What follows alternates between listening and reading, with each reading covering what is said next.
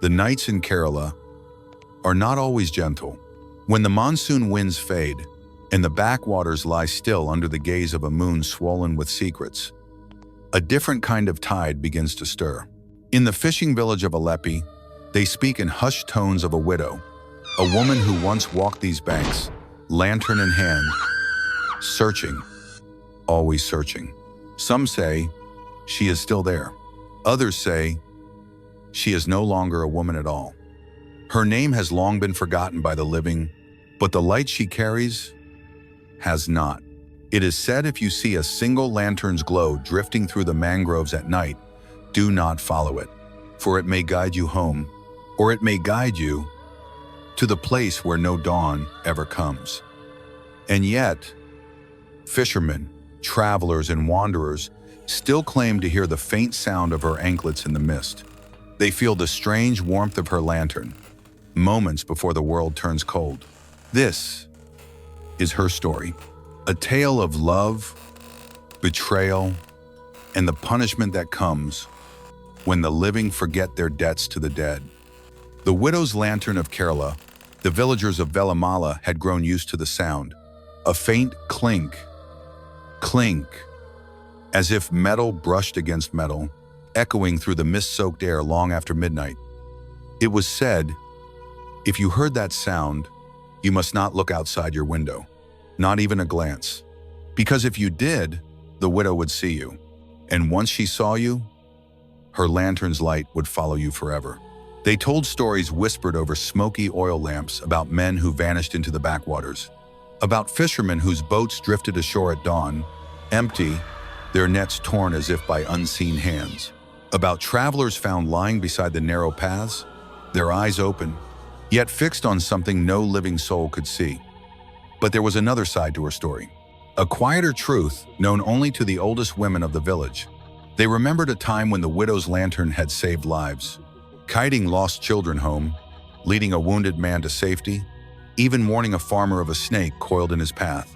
The lantern's glow was not always a curse. It was a judgment.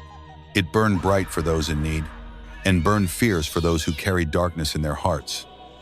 On certain nights, when the tide was low and the mangroves whispered, you could see her walking the shoreline, her thin figure wrapped in a white sari, the wind tugging at its edges like invisible hands.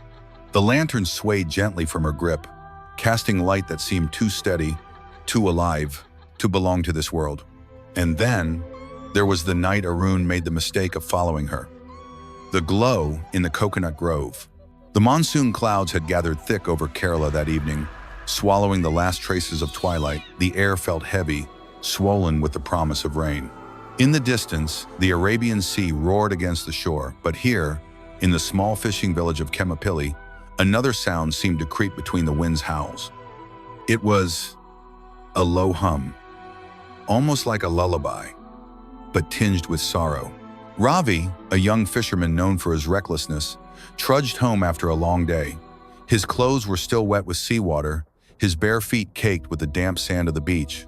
As he cut through the coconut grove, a strange glow caught his eye faint at first, like the shimmer of a dying ember. He stopped. No lantern should be lit there. Not in the grove. Not on a night like this. The glow pulsed once, then again, like it was breathing. And with each pulse, Ravi swore the shadows around him grew longer, curling toward the light. Curiosity and a hint of fear pulled him closer. The grove was silent now, unnaturally so. No rustle of palm leaves, no chirp of night insects, only the sound of his own heartbeat, loud in his ears.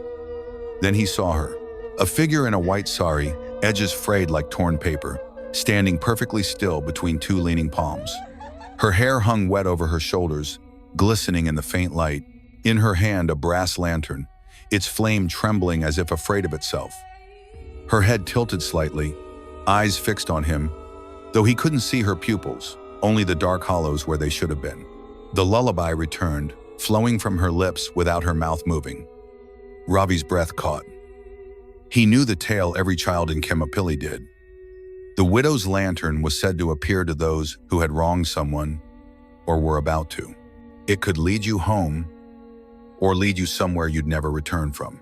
The lantern's glow brightened, casting golden light across the wet earth.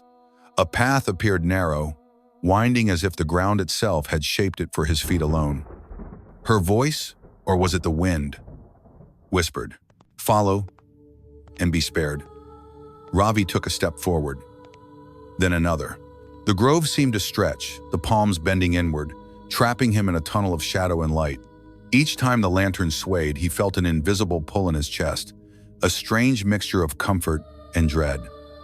But just as he was about to speak, the glow flickered. The wind shifted, and from the darkness beyond, a second voice emerged low. Male, angry. "Turn back, boy." Ravi froze. The widow's hollow gaze never left him. The lantern flared once more, and he realized the real danger might not be in following her. It might be in refusing, the drowning silence. The moon hung low over the lake that night, its pale light trembling on the water's skin. Priya sat at the edge, knees drawn close to her chest, the chill biting her bare arms. Her breaths came in shallow pulls, as though the night itself were holding her lungs hostage. Behind her, the banyan trees whispered in a language older than time. She could swear. The roots in the water shifted ever so slightly, as if something beneath was breathing with her. Or waiting. She thought of her grandmother's warning. The lake does not take without giving back. But what it gives is never what you wish for. The wind changed. A faint scent of jasmine, too sweet, too sudden, brushed her senses. And then she heard it. That voice, soft, feminine, but echoing as though it spoke from the hollow of the lakebed. Priya.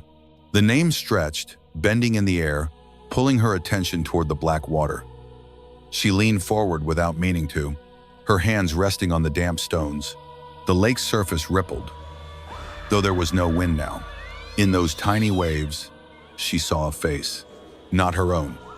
It was the same woman she had glimpsed nights ago, skin pale as moonlight, hair drifting weightless as if underwater. Her lips moved, forming words Priya could not hear. But her eyes told a story, a plea, a hunger. Priya whispered back before she could stop herself. "What do you want from me?" The answer came not in sound, but in feeling. A weight pressed against her chest, like invisible hands urging her downward, into the cold embrace. The reflection's lips finally spoke aloud. "Come, trade your breath for his." Her heart stopped. She knew now, this spirit was not bound to the lake by sorrow, but by a bargain, a curse woven with blood and water. Someone long ago had given their life so another could live. And now, the debt was hers. A sudden splash broke the trance. She spun around, but there was no one, only the sound of droplets, slow, deliberate, behind her. When she turned back to the lake, the reflection was gone, but the scent of jasmine lingered, and so did the faintest whisper, a whisper that carried both promise and doom.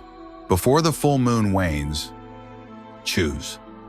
The weeping widow of Rajasthan. The storm that had been brooding on the horizon finally broke over the desert.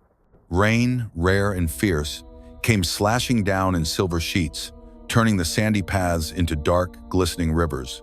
Arjun stumbled through the downpour, his lantern a trembling orb in the darkness. Every shadow seemed alive. Every gust of wind seemed to carry a whisper. Behind him, a soft sound, like the dragging of soaked fabric. He froze, turned. The road was empty. But then, there it was again, closer, slower, the sound of something following. Lightning split the sky, illuminating the twisted silhouette of the ruined Haveli just ahead. Its crumbling facade seemed to lean toward him, as though waiting. Arjun's breath quickened. His grandmother's voice echoed in his mind. The Haveli remembers, and it never forgives. He pushed the gates open. They groaned like an old man's dying breath. Inside, the air was colder, unnaturally so. His lantern flickered wildly, casting monstrous shapes on the walls. Water dripped from the ceiling in slow, deliberate beats, like the ticking of some ancient clock. Then he saw her, At the far end of the grand hall, a woman, dressed in a soaked red sari, her back to him. Her shoulders trembled, as if she were weeping. The sound was soft, almost human, yet there was a weight in it, a grief so deep it seemed to seep into the walls. "Madam," his voice broke the silence. She stilled. Slowly, too slowly, her head began to turn.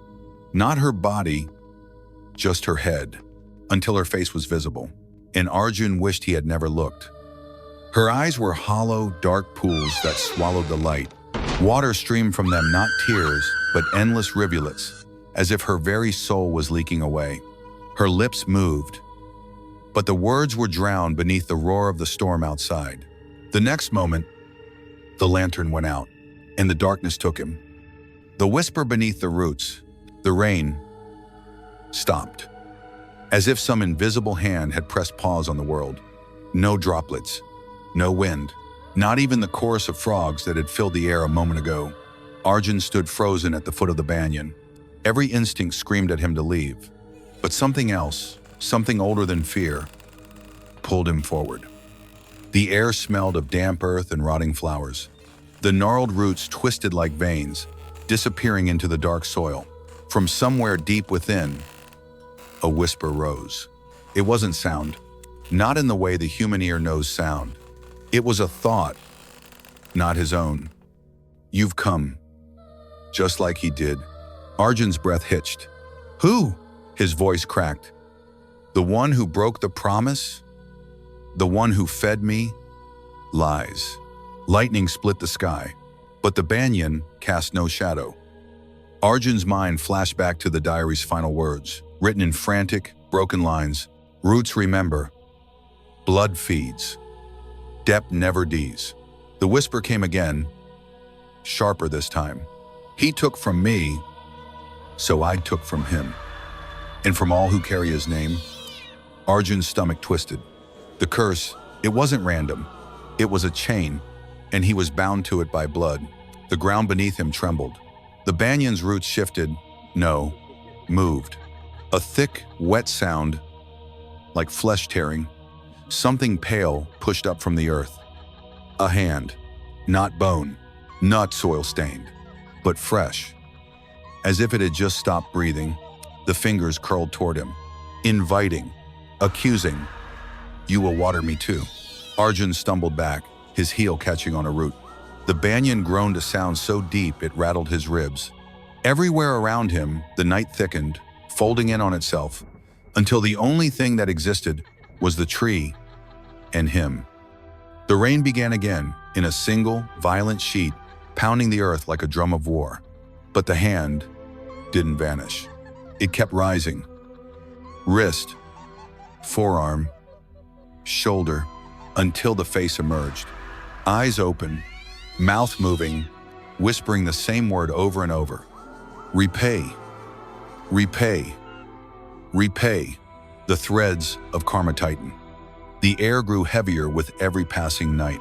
The cursed banyan stood like a silent judge, its gnarled arms stretched over the village, as though ready to claim more souls. Ananya barely slept now. Her dreams were no longer dreams. They were visions. She would see the face of the old woman, skin pale and sagging, eyes sunken but burning with an unnatural fire. Her mouth would move soundlessly at first, then whisper, "Debt must be paid in full." Every time, Ananya would wake drenched in sweat, her heart hammering, her ears straining, and there, in the darkness, she would hear the faint rustle of leaves. Even when the wind was still, the village elders began to speak in hushed voices. It was said that centuries ago, a wealthy landlord had ordered the banyan to be cut down to expand his estate, but the workers refused, not out of loyalty, but out of terror. For the banyan was not merely a tree, it was the seat of a spirit bound by betrayal and blood. A woman wronged so deeply in life that her final breath had been taken beneath its shade. Her spirit, they said, was cursed to wander, and those who disturbed her rest would suffer the same fate she had. Ananya's father, once proud and defiant, now walked with a stoop. His eyes darted toward shadows, and his voice cracked when he prayed at night. Guilt clung to him like a second skin, but no amount of incense, no amount of chanting could mask the growing stench of rot that began to seep into their home. It came from the direction of the banyan. On the seventh night, Ananya awoke to a chilling sight.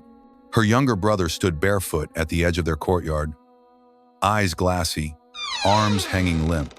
The moonlight turned his skin a ghostly white. "Go back inside," she whispered, rushing to him. But he turned, and in his voice was not his voice. "It's not yet your turn, child, but the roots are waiting." Her breath caught in her throat. She pulled him inside, slamming the door, and for the first time in her life, Ananya realized this was not simply a curse. It was a debt her family could never escape. The banyan was patient. The spirit was relentless. And the threads of karma were tightening. The night had grown unnervingly still. Even the crickets had stopped their song. A faint glow shimmered through the banyan roots. Not the cold white of moonlight, but a deeper, sickly green, like light from another realm. Ananya's breath quickened. She could feel the curse pressing in on her skin, as though the air itself had weight. The whispers from earlier now returned, louder, overlapping, impossible to understand, yet their tone dripped with accusation. Her grandmother's voice echoed in her memory. "When the banyan speaks, you do not listen. You run." But Ananya couldn't move. The roots had shifted again, this time curling around her ankles. From the glow emerged a figure, a woman draped in a red bridal sari, face hidden behind a torn veil. Her hands, darkened, shriveled, almost skeletal, but still adorned with gold bangles that jingled softly. The bride tilted her head, and the veil slipped just enough for Ananya to see empty eye sockets and a mouth sewn shut with strands of black hair. Ananya's knees buckled. The whispers ceased, replaced by a voice inside her mind. They watched, they laughed. "They left me here. Now, you will stay." The roots tightened. Pain shot through her legs. Her vision blurred. She felt the life draining from her, not all at once, but slowly, as though the tree was savoring every heartbeat. In that final desperate moment, she remembered something her grandmother had whispered as a warning. A cursed spirit clings to those who show fear, but hungers for those who show pity. Through the crushing terror, Ananya forced herself to speak, her voice trembling yet steady. "I am sorry for what they did to you, but I am not yours to keep." The spirit froze. The green glow flickered, and for an instant, Ananya saw something human in those hollow eyes. Sadness, regret, a longing that stretched beyond death. Then, the banyan's grip loosened. The roots slipped away from her ankles. The figure faded into the mist, leaving only the whisper of gold bangles vanishing into the night. Ananya collapsed to the ground, gasping for air, the forest suddenly alive again with the sound of crickets. She crawled back toward the path, never looking back at the tree, for she knew, even though she had escaped, its hunger would return. And one night, it would find someone who could not speak.